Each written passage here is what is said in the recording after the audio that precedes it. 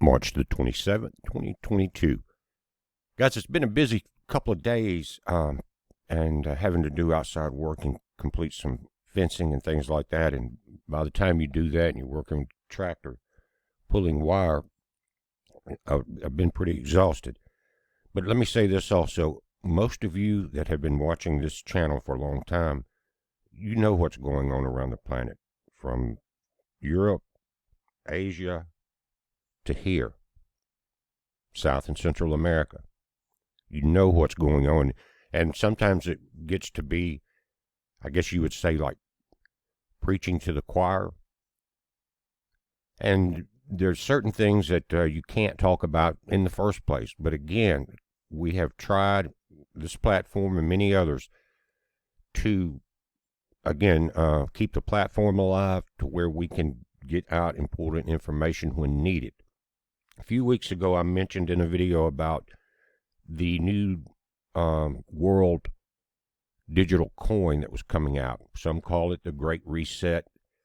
Some are saying, as in this article, a financial revolution is coming that threatens to change everything and not for the better. It says this is unbeknown to most. Given how much is at stake, the financial revolution is among the most important questions today's societies could possibly grapple with.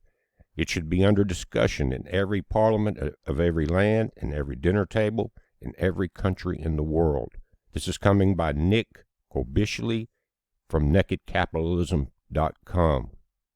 And what are the concerns of having a central bank digital currency? Is what it's called, CBDC.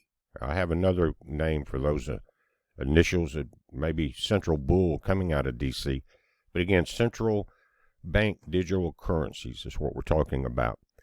And if you think about the collapse of all paper money, that most of it has no real backing as far as gold, then and the overspending of governments around the planet for various things, then it's easy to see how they're going to do it, because they're going to say that the dollar's insolvent. Right now, Russia is forcing other countries that pay bills to them for gas and oil and other things, fertilizer, to pay them not in U.S. dollars anymore, but the ruble. And that's just part of reverse sanctioning. But the problem with it is it's going to be an EBT card, basically. In other words, depending on your social score and other things, activities will determine how much is put into your account. And you know, Germany's kind of the head of the EU, has been, and what is it? The German mark, and it is part of their currency. Well, and in the EU, the European dollar also, or the euro dollar. But we're told that without the mark of the beast, you won't be able to barter, trade, sell. It's in the Bible. And guys, that means a lot of different things. But what we're talking about, the ability to buy food, pay for your shelter, medicine, petrol, gasoline for your vehicles, and that's collapsing very quickly. It says around 90 central banks are either in the process of experimenting with or already piloting central bank digital currencies. In a world of just over 190 countries, that is a large contingent, but given they include the European Central Bank, which alone represents 19 euro area economies, the actual number of economies involved is well over 100.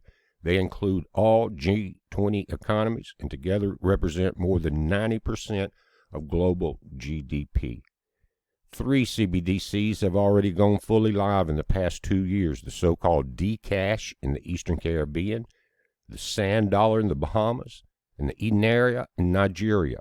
The International Monetary Fund, the world's most powerful supranational financial institution, has been lending its expertise in the rollout of CBDCs.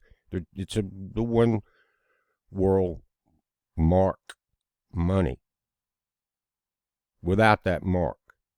And this is on a physical level, not the spiritual level, but they are tied together. It says, in a recent speech of the fund's president, Kristalina Georgieva lauded the potential benefits on which more later of CBDCs while heaping praise on the ingenuity of the central banks busily trying to conjure them into existence.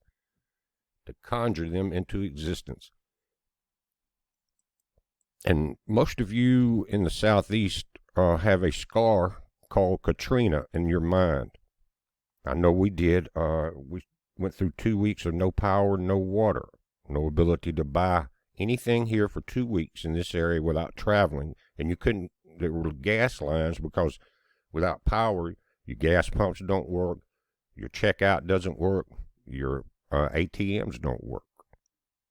So the control factor, and let me say this about Katrina.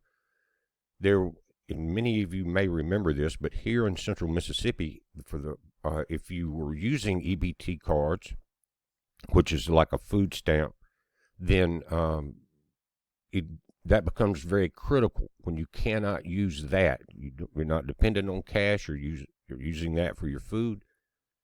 There were riots here in the Walmarts and other big grocery stores because people they were getting in there and then they couldn't check out. When it first went down, there was major problems, and there were fights in the stores. And this was, in the early beginning of that 2 weeks here without power. I remember it well. A lot of trouble going on, and people were having to, like I said, drive maybe 45 minutes to find a station going north away from the coast. And the storm was so strong, guys, we're 120 miles inland here, and we had 120-mile-an-hour gusts, millions of pine trees down across power lines, and all the pumps for the water was electric. But there was chaos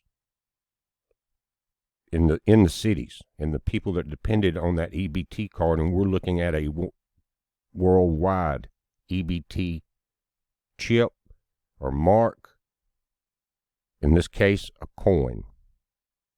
Now, how does a digital currency work? It may be time to find out, not that you are going to rush to use it, but know how the system's going to work, in case you do, and you can study about digital currency. I've never been a fan of it at all. Bitcoin, none of them, because if you can't hold it, you don't own it. But this is going to be forced, and some of the same people that have went along with some of the other things that have been forced on the world probably jump right on it. We'll see. Also, and this is eye-opening to many, also firmly on board is the world's largest asset manager, BlackRock, which helps many of the world's largest central banks, including the Federal Reserve and the ECB, manage their assets while obviously keeping all potential conflicts of interest at bay. Yeah. The fund was the largest beneficiary of the Federal Reserve's bailout of exchange-traded funds during the market rout of spring 2020. In his latest letters to investors, the CEO of BlackRock, Larry Fink, said the Ukrainian conflict has the potential to accelerate the development of digital currencies across the world. Now, in Fink's letter, he said the Russian invasion of Ukraine has put an end to the globalization we have experienced over the last 3 decades. As a result, a large-scale reorientation of supply chains will inherently be inflationary, just as it has been planned. The war will prompt countries to reevaluate their currency dependencies. Even before the war, several governments were looking to play a more active role in digital currencies and define the regulatory frameworks under which they operate.